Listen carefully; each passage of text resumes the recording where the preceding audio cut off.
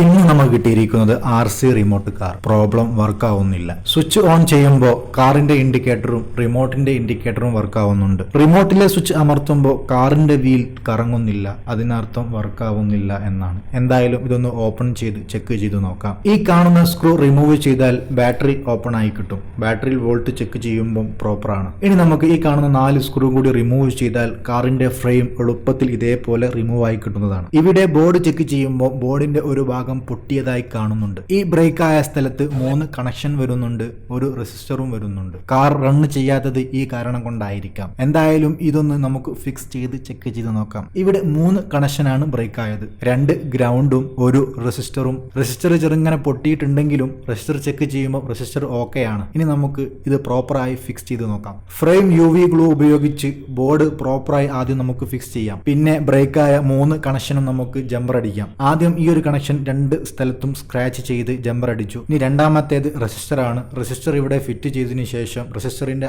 Out break ആയതുകൊണ്ട് റെസിസ്റ്ററിന്റെ ഔട്ടിൽ നിന്നും ജമ്പർ അടുത്ത കണക്ഷനിലേക്ക് ഇട്ട് കൊടുക്കണം. മൂന്നാമത്തേത് ഗ്രൗണ്ടും ഈ ഒരു സെക്ഷനും നമുക്ക് ജമ്പർ അടിച്ചതിനു ശേഷം ബാറ്ററി ഫിക്സ് ചെയ്ത് ചെക്ക് ചെയ്ത് നോക്കുമ്പോൾ വീൽ പ്രോപ്പറായി കറങ്ങുന്നുണ്ട്. ഇനി ബ്രേക്ക് ആയ സെക്ഷൻ നല്ലവണ്ണം UV ഗ്ലൂ ഉപയോഗിച്ച് ഒന്നും കൂടി പെർഫെക്റ്റ് ആക്കണം. ശേഷം എങ്ങനെയാണ് ഓപ്പൺ ചെയ്തത് അതേപോലെ റീഫിറ്റ് ചെയ്തതിനു ശേഷം വീണ്ടും ചെക്ക് ചെയ്ത് നോക്കുമ്പോൾ പ്രോപ്പറായി വർക്ക് ആവുന്നുണ്ട്.